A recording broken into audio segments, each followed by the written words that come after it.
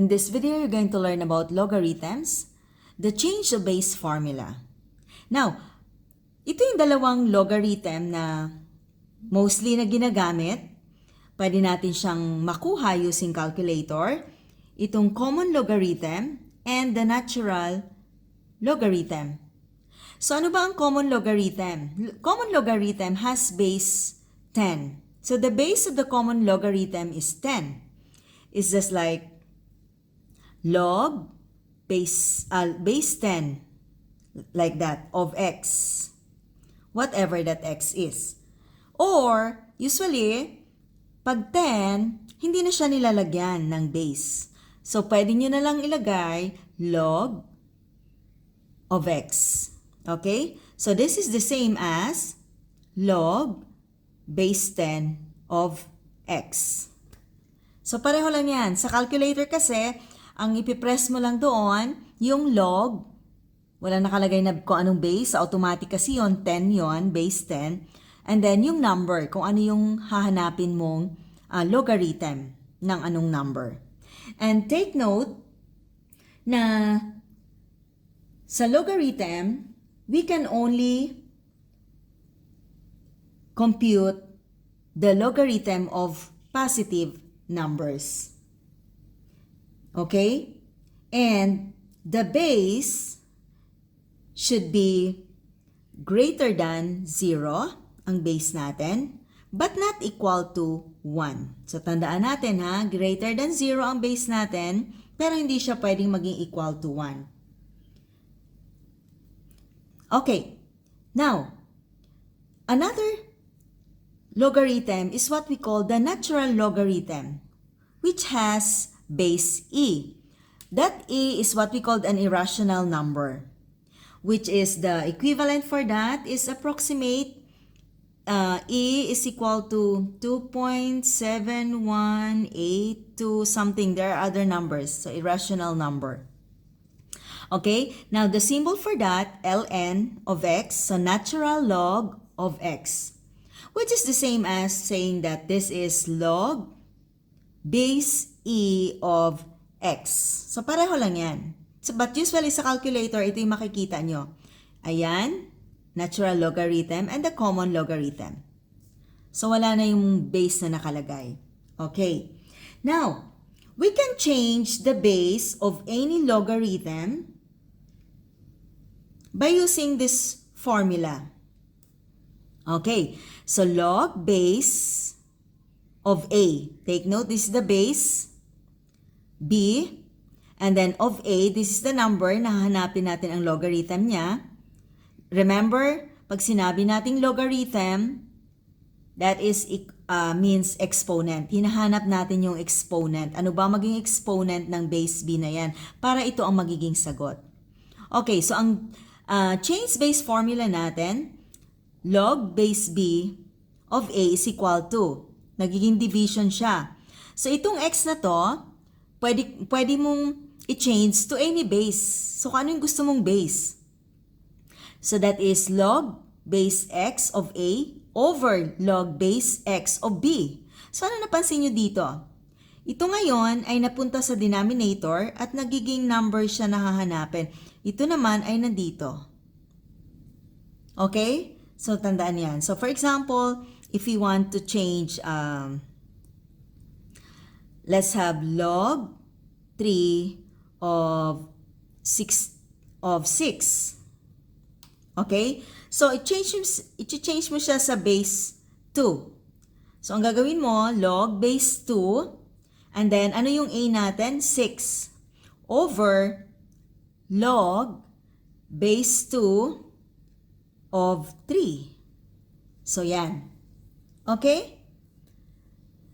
Now, I said that you can choose any base, right? But if you want to find the value of the logarithm, pag kukunin natin ang value ng logarithm, we need to change it to base 10.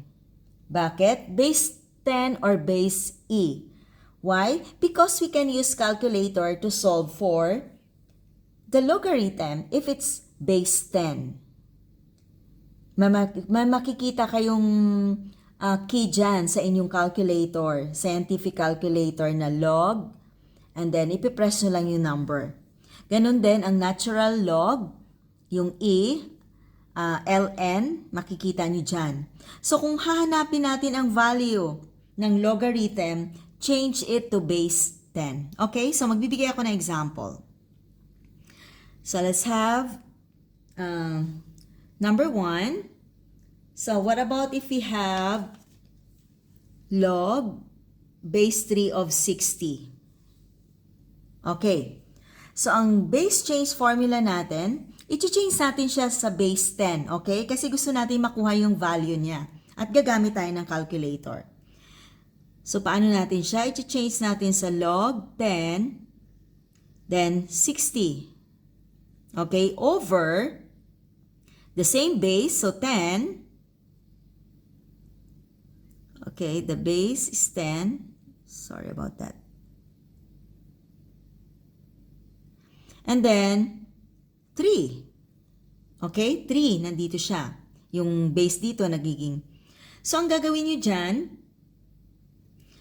ito ngayon ang change base formula natin, di ba? Ginamit natin ang change base formula.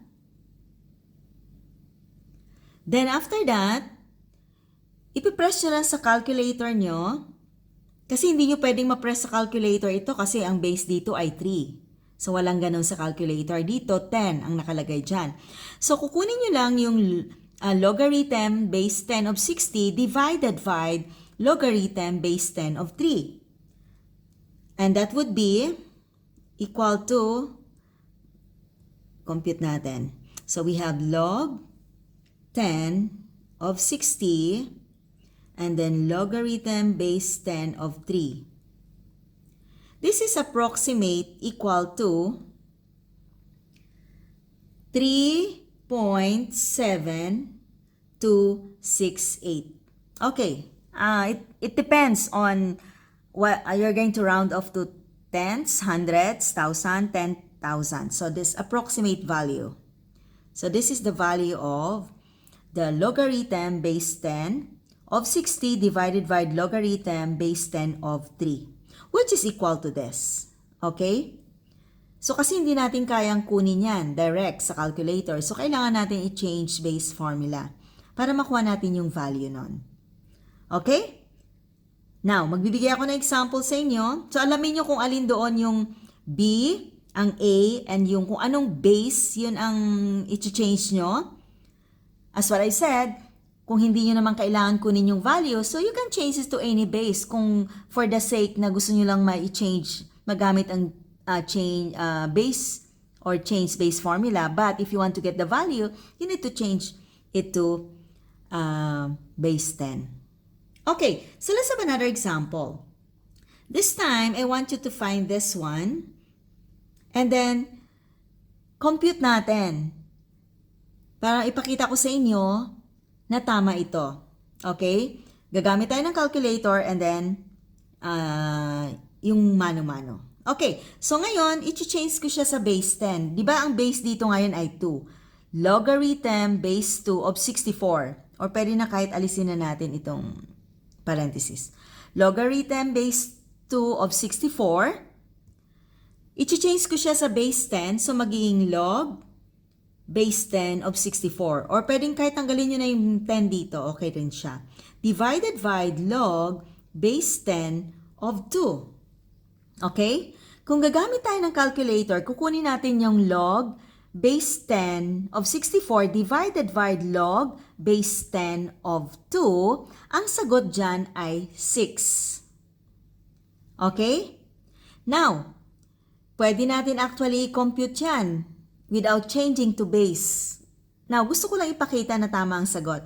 So, the logarithm base 2 of 64, ano daw ang exponent ng 2? Ano daw ang exponent ng 2? Para magiging equal to sa 64. Okay? So, di ba ang exponent dito na pwede nating ilagay or ang exponent dyan para maging equal siya sa 64 is 6. So, ang sagot, the logarithm base 2 of 64 is equal to 6. Okay, so 'di ba tama lang siya dito. sa base 10 formula natin. Sa change of base formula natin. Na change natin into base 10. Okay, so that's how you're going to change using the formula, change to other base. That's all for this video and thank you for watching. See you on the next one. Bye!